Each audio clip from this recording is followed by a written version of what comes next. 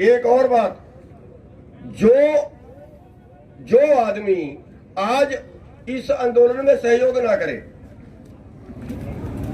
जो इस आंदोलन में साथ ना दे, वो चाहे आपके गांव का है, चाहे वो शहर का है, वो कैसे भी, अगर वो कल किसी चुनाव में खड़ता है, चाहे वो पंचायत मेंबर से लेके और एमपी तक किसी चुनाव में खड़ता है, भाई उसको वोट नहीं डालना, चाहे काले चोर को डाल देना।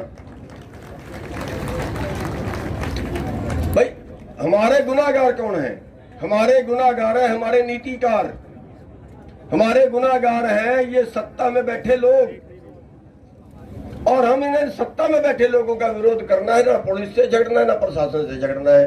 उनसे हमारा रोड़ा नहीं है, जब वो आएंगे तब देखी जाएगी उनके साथ। लेकिन इन लोगों का इलाज करना पड़ेगा, और जब तक इन लोगों का इलाज नहीं होगा तब तक आने वाले भी नहीं सुधरेंगे। इन्हीं को एक बार देखिए, मैं कहता हूं कि इससे झगड़ा नहीं करना चाहिए, किसी से झगड़ा नहीं करना चाहिए। झगड़ा तब होता है जब मजबूरी हो, लेकिन अगर झगड़ा हो जाए फिर उसकी इतनी पिटाई करो कि दूसरे देखने वाले भी आगे के लिए झगड़ा ना करें।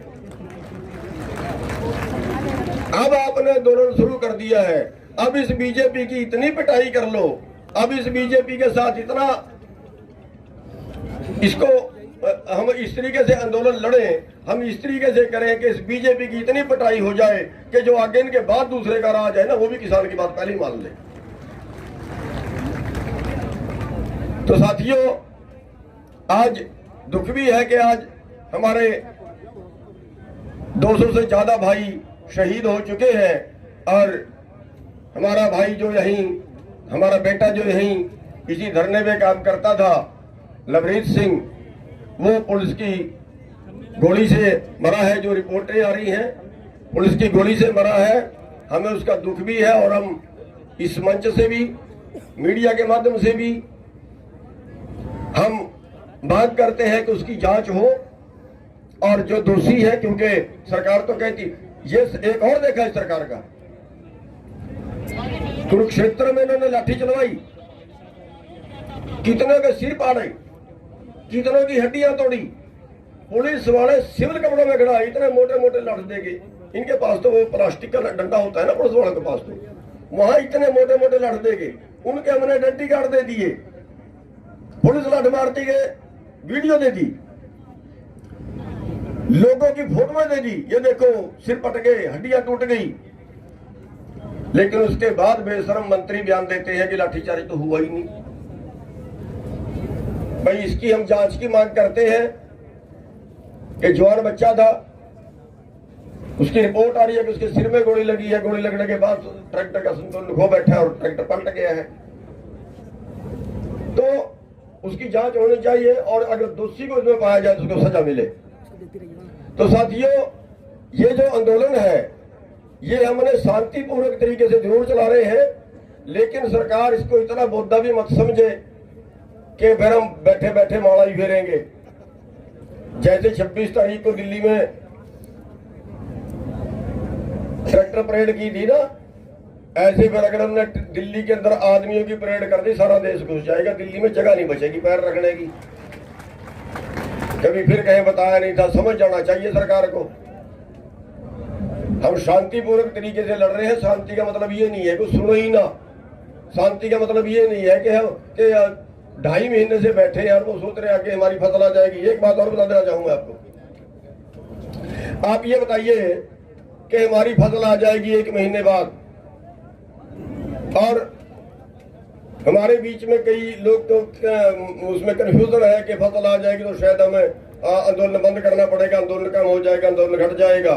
लेकिन आज हमने एकता का परिचय देना है, और एकता का परिचय देना है कि जो भाई यहाँ हैं उन भाइयों का काम पिछले भाई संभालेंगे, उनकी फसल को पिछले भाई उठाएंगे, और जो भाई वो फिर हफ्ते बाद यहाँ आएंगे, फिर दूसरे भाई उनकी जाके फसल संभालेंगे।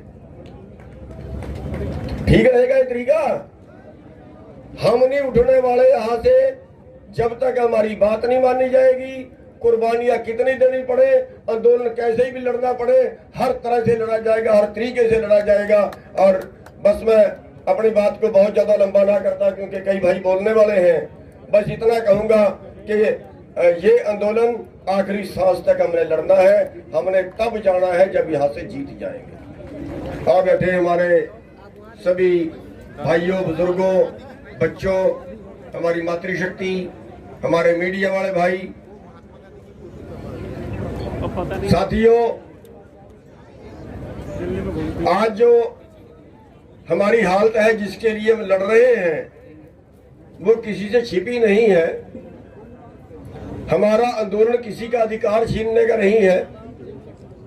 हमारा आंदोलन तो अपनी जीविका बचाने का है। अगर हमारी जीविका छीन जाती है, जिस तरह से नए कानून बनाए गए, बिना मांगे बनाए गए, ये खेती कानून नहीं, खेती के व्यापार के कानून है।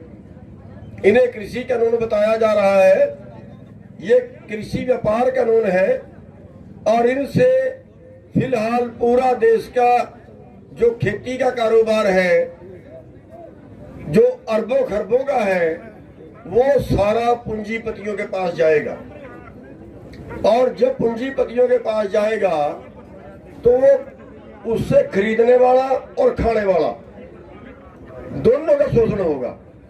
खरीदेंगे कम से कम भाव पे, क्योंकि हमारे देश की सरकार विश्व व्यापार संगठन में शामिल हो गई है और पूरी दुनिया में जहां सबसे कम रेट में इनको माल मिलेगा वहां से खरीदेंगे। या दूसरे शब्दों में ये मान लीजिए कि वर्ल्ड मार्केट के रेट के ऊपर आपका भाव होगा। और अगर वर्ल्ड मार्केट के ऊपर आपका भाव होगा तो फिर आपको सरसों के मिलेंगे 3200 रुपए, आपको धान के मिलेंगे 1100 रुपए, आपको मक्के के मिलेंगे 1100 रुपए, गेहूं का था इस बार 1500 रुपए। और बस ये रेट आपको मिल पाएंगे। इसके अगर इतने रेट पे आपको मिले तो मेरे को नहीं लगता कि आप खेती करेंगे। अभी पिछले 7-8 साल में अगर हम देखें, हमारी जमीन के भाव आधे रह गए हैं। और अगर और रेट सस्ते होते हैं तो हमारी जमीन के रेट और कम जाएंगे। और जब कम जाएंगे तो हमारे पास कोई गुजारा तो हमारा चलेगा नहीं। गुजारा नहीं चलेगा तो जमीन बेचनी पड़ेगी। और जब जमीन बेचेंगे तो जो अगली पॉलिसी है, अगली पॉलिसी ये है कि क्योंकि आपने वर्ल्ड मार्केट का मुकाबला करना है और वर्ल्ड मार्केट में हिंदुस्तान वाला हाल नहीं है कि 2-2 किले के 5-5 किले के मालिक हैं। वहां तो 10-10 हजार किले के मालिक भी हैं, 20-20 हजार किले के मालिक भी हैं। अब उनका मुकाबला अगर आप 10,000 किले वाले का मुकाबला करना चाहो तो 2 एकड़ वाला 5 एकड़ वाला तो नहीं कर सकता।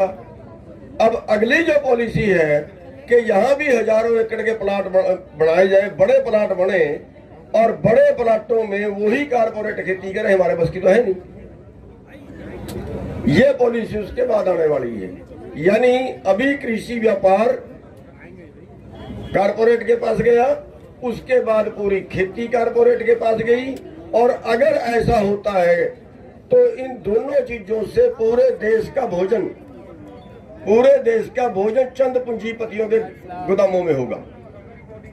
और जब चंद पूंजीपतियों के गोदामों में होगा तो फिर वो हाल होगा जो 4 साल पहले दाल में किया। महाराष्ट्र की सरकार ने गुप्त चिट्ठी लिखी देश के सामने, आज तक वो चिट्ठी नहीं आई। गुप्त चिट्ठी लिखी और उस चिट्ठी से दाल से स्टॉक सीमा हटाई।